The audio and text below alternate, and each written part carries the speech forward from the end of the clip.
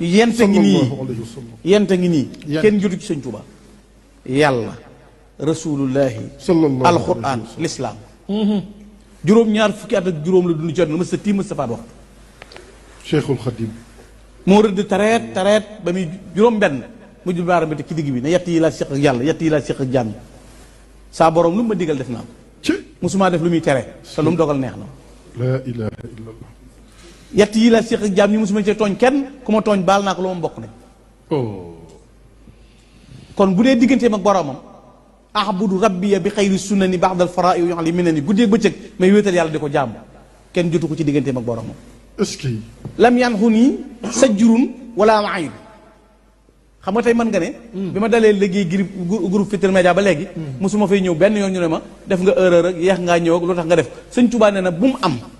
ak lu tax nga def bu mu amaat ak lu tax nga def ko yàlla mosuma ko wax la ilaha illallah mosuma koo def mosuma jëf lu dul gërëmloo sa borom kon mën nga ko jàpp bu dee digganteem ak rasulullah sallallahu mi nga xam ne moom la way jëm lépp daw jublu oustaz Pape borom yi xam-xam ngeen di jàmbaar wax naa la ko léegi di gëstukat Sëriñ Tuubaa nañuy settantalaat radiyallahu ay mbindam ki waxam ci digganteem ak rasulullah sallallahu alayhi wa sallam mi ñëpp di jublu nag laa wax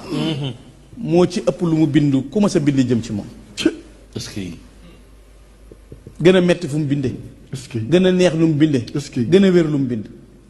katabtu wa kulli faaraxa dan ba wa shirka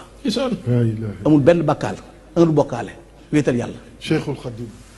fi ne li ngay sama classe gi li ngay bëgg Sëñ Tuubaa ba ne da ngay xataraayu bëgg nga oto